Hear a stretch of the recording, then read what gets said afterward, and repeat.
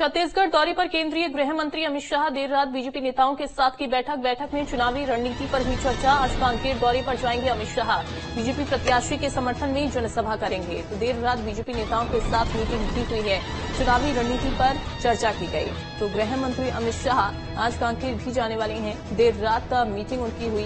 BJP नेताओं के साथ चुनावी रणनीति पर चर्चा हुई है।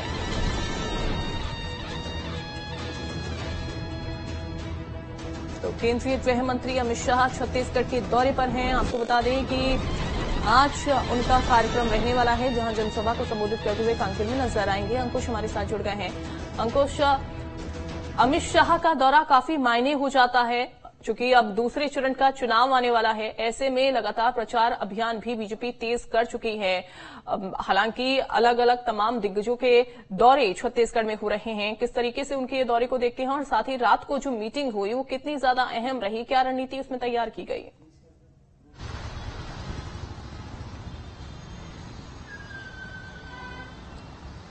देखिए, छत्तीसगढ़ में 11 लोकसभा सीटों पर चुनाव है। पहले चरण का मतदान जो है हो चुका है और छत्तीसगढ़ की 1 लोकसभा सीट यानी बस्तर में मतदान हो चुका है। उसके बाद बची हुई 10 लोकसभा सीटों पर मतदान होना है। इसको लेकर भारतीय जनता पार्टी की बड़ी तैयारियां देखने को मिल रही हैं। भारतीय जनता पार्टी के चाणक्य कहे जाने वाले अमित शाह जो है वो छत्तीसगढ़ का लगातार दौरा कर रहे हैं। छत्तीसगढ़ की कमान उन्होंने संभाली हुई है। विधानसभा चुनाव से पहले से ही छत्तीसगढ़ की बागडोर उन्होंने संभाली थी और अब लोकसभा चुनाव के दौरान भी ताबड़तोड़ दौरे उनके छत्तीसगढ़ में देखने को मिल रहे हैं। केंद्रीय गृह मंत्री अमित शाह के अलावा की अगर बात करें तो प्रधानमंत्री नरेंद्र मोदी, केंद्रीय मंत्री राजनाथ सिंह, उत्तर प्रदेश के मुख्यमंत्री योगी आदित्यनाथ, तमाम नेता जो है वो छत्तीसगढ़ पर फोकस बनाए हुए हैं। कुल मिलाकर अगर देखा जाए तो छत्तीसगढ़ की 11 लोकसभा सीटें जीतने की प्लानिंग में बीजेपी है और उसी को लेकर ये लगातार बैठकें, लगातार दौरे कार्यक्रम चल रहे हैं।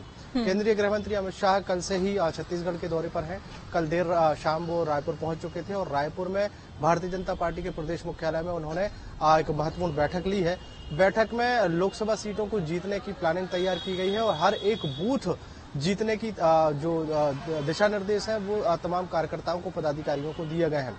बूथ लेवल की प्लानिंग करते हुए यहाँ पर केंद्रीय गृह मंत्री अमित शाह नजर आए हैं और बूथ लेवल की प्लानिंग के बाद आज के दौरे कार्यक्रम की अगर बात करें तो आज वो कांकेर के दौरे पर रहने वाले हैं और कांकेर में एक बड़ी चुनावी सभा को संबोधित करेंगे। और भारतीय जनता पार्टी के जो कैंडिडेट हैं कांकेर लोकसभा के, भोजराज नाग, उनके पक्ष में माहौल बनाने की कोशिश यहाँ पर करते हुए नजर आएंगे। इसके अलावा केंद्रीय गृह मंत्री अमित शाह का दौरा जैसे ही खत्म होगा तो प्रधानमंत्री नरेंद्र मोदी का दौरा छत्तीसगढ़ में शुरू होना है। उसको लेकर भी कल जो देर शाम को बैठक हुई है उसको लेकर भी प्लानिंग हुई है कि किस तरीके से प्रधानमंत्री नरेंद्र मोदी के दौरे के दौरान जो अलग अलग सभाएं होंगी वहां पर किस तरीके का माहौल जो है वो होना चाहिए। अगर हम बात करें प्रदेश के अलग अलग लोकसभा क्षेत्रों की तो अलग अलग लोकसभा क्षेत्रों में लगातार दौरे कार्यक्रम जो है भारतीय जनता पार्टी के नेताओं के चलते हुए दिखाई दे रहे हैं। बिल्कुल, और ऐसे में देखा जाए तो जब भी अमित शाह पहुंचते हैं, चाहे किसी भी राज्य में हो, तो वो एक मंत्र देते हुए, जीत का मंत्र देते हुए नजर आते हैं। और साथ ही हम ये भी, क्योंकि उनको देखिए राजनीति का चाणक्य उन्हें कहा जाता है, अब ऐसे में वो एक अलग रणनीति के तहत ही काम करते हुए दिखाई भी देते हैं। और साथ ही चाहे बीजेपी के पदाधिकारी हों या फिर नेता हों, उनको चार्ज करने का काम भी वो करते हैं। और जाहिर सी बात है कल रात की ये जो मीटिंग काफी अहम मानी जा रही है, जिसमें हम देखते हैं कि एक अलग रणनीति इस बार बनाई गई होगी कि किस तरीके से आगे आने वाले जो फेसेस हैं उनमें काम करना है।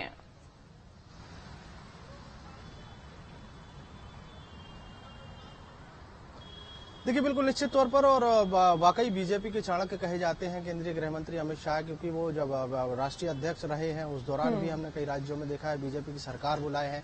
और केंद्रीय गृह मंत्री बनने के बाद अगर हम देखें तो छत्तीसगढ़ की बागडोर उन्होंने जब संभाली थी तब भारतीय जनता पार्टी की सरकार छत्तीसगढ़ में नहीं थी, लेकिन लगातार दौरे कार्यक्रम करके, बैठकें करके, अपने पदाधिकारियों को जीत का मंत्र देकर कार्यकर्ताओं में जोश फूंकने के बाद जो है हमने परिणाम देखे हैं कि परिणाम 2023 के विधानसभा चुनाव के भारतीय जनता पार्टी के पक्ष में आए हैं।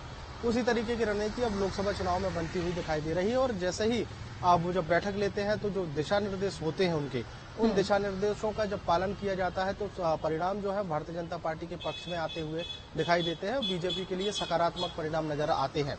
ऐसे में अब चूंकि एक लोकसभा में तो चुनाव हो चुका है, पहले चरण का मतदान हो चुका है। अब दूसरे और तीसरे चरण में जो बाकी की बची हुई 10 सीटें हैं उसको लेकर रणनीति यहाँ पर बनाई जा रही है। कौन से क्षेत्र में किस तरीके से चुनाव लड़ना है, कौन से क्षेत्र में जातिगत समीकरण को कैसे साधना है, कौन से क्षेत्र में किस आधार पर वोट मांगना है, कार्यकर्ताओं को कैसे इकट्ठा करना है, जनता के बीच कैसे जाना है, कौन कौन सी उपलब्धियां गिनानी है, ये तमाम तरीके की रणनीति जो है केंद्रीय गृह मंत्री अमित शाह बनाते हुए नजर आते हैं और उसका लाभ लेने की कोशिश कहीं न कहीं चुनावी परिणाम में होती है और इसी तरीके की रणनीति कल की बैठक में भी बनती हुई दिखाई दी है।